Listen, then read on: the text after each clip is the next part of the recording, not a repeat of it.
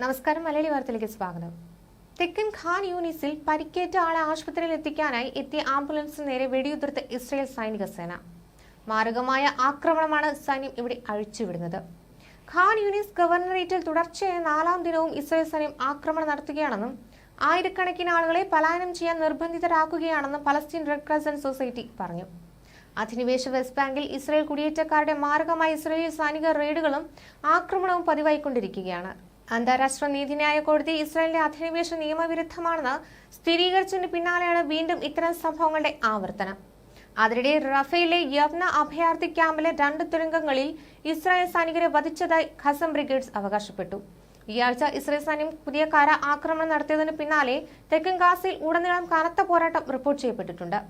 Israel സൈനിക കണക്കുകൾ പ്രകാരം ഒക്ടോബർ 7-ന് യുദ്ധം പൊട്ടിപ്പുറപ്പെട്ടതിനു ശേഷം കുറഞ്ഞത് 684 സൈനികർ കൊല്ലപ്പെടുകയും 4213 പേർക്ക് പരിക്കേൽക്കുകയും ചെയ്തിട്ടുണ്ട്.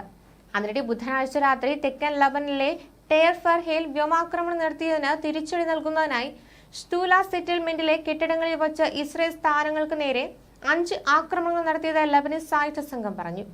അതിർത്തിക്കടുത്തുള്ള അൽമനാരയിൽ ഇസ്രായേൽ സൈനികർ ഉപയോഗിച്ചിരുന്ന കെട്ടിടത്തെ ലക്ഷ്യമിട്ട് മറ്റൊരു ആക്രമണം നേരിട്ടതായും ഹിസ്ബുള്ള പറഞ്ഞു. അതിനിടെ ഗാസയിലെ കൂട്ടക്കുരുതി അവസാനിപ്പിക്കാൻ യുഎസിൽ സമ്മർദ്ദം ശക്തമാക്കുന്നതിനിടെ വൈറ്റ് ഹൌസ് സന്ദർശിച്ച് ഇസ്രായേൽ പ്രധാനമന്ത്രി ബെഞ്ചമിൻ നെതന്യാഹു. വെടിനിർത്തൽ ഉടമ്പടി ഇസ്രായേലും ഹമാസും ഉടൻ അംഗീകരിക്കണമെന്ന് ബൈഡൻ ആവശ്യപ്പെട്ടതായി വൈറ്റ് ഹൌസ് ദേശീയ സുരക്ഷാ വക്താവ് ജോൺ കിർബി അറിയിച്ചു. കഴിഞ്ഞ 50 വർഷമായി ഇസ്രായേലിനൊപ്പം നിന്ന ബൈഡന് നെതന്യാഹു നന്ദി പറഞ്ഞു. ഗാസയിലെ ഗുരുതരമായ മാനുഷിക ദുരന്തങ്ങളിൽ നിന്ന് മുഖം തിരിക്കാനാവില്ലെന്ന് US vice president Kamala Harris പറഞ്ഞു.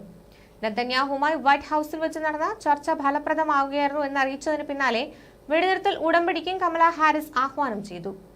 ഗാസയിലെ മനുഷ്യരുടെ യാതനകൾ താൻ നിശബ്ദയായിരിക്കില്ല, എന്നാൽ ഇസ്രായേലിന് സ്വയം പ്രതിരോധത്തിന് അവകാശമുണ്ടെന്നും അതവർ എങ്ങനെ ചെയ്യുന്നുവെന്നതാണ് വിഷയമെന്നും കമല പറഞ്ഞു. US വൈസ് പ്രസിഡന്റ് എന്ന നിലയിൽ ഇസ്രായേലിനോട് തനിക്ക് പ്രതിബദ്ധതയുണ്ടെന്നും കമല വ്യക്തമാക്കി. US പ്രസിഡന്റുമായുള്ള നെതന്യാഹുവിന്റെ കൂടിക്കാഴ്ചയ്ക്കെതിരെ വൈറ്റ് ഹൌസിന് പുറത്തെ തെരുവിൽ പ്രതിഷേധക്കാർ ചുവന്ന പെയിന്റ് ഒഴിച്ച് പ്രതിഷേധിച്ചു.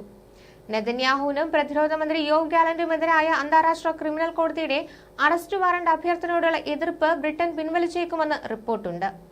ഈ വാരം അവസാനത്തോടെ പ്രഖ്യാപനമുണ്ടാകുമെന്നാണ് ന്യൂയോർക്ക് ടൈംസ് റിപ്പോർട്ട്. ബ്രിട്ടീഷ് പ്രധാനമന്ത്രി കെയർ സ്റ്റാമറുടെ പുതിയ നീക്കം ഫലസ്തീൻ അനുകൂലികളുടെ പിന്തുണ നേടാൻ സഹായിക്കുമെന്നാണ് വിലയിരുത്തൽ. വെടിനിർത്തൽ കരാറിനെ കുറിച്ച് മൗനം പാലിച്ചും ഹമാസിനുമേൽ സമ്പൂർണ്ണ വിജയം നേടും വരെ യുദ്ധം തുടരുമെന്നും US കോൺഗ്രസിന് മുമ്പായി നെതന്യാഹു ആവർത്തിച്ചിരുന്നു. ഇറാൻ പ്രയോജനപ്പെടുത്തുന്ന വിഡ്ഢികളെന്നും തെഹ്റാന്റെ ഫണ്ട് സ്വീകരിക്കുന്നവരെന്നും പ്രക്ഷോഭകരെ നെതന്യാഹു വിമർശിക്കുകയും ചെയ്തു.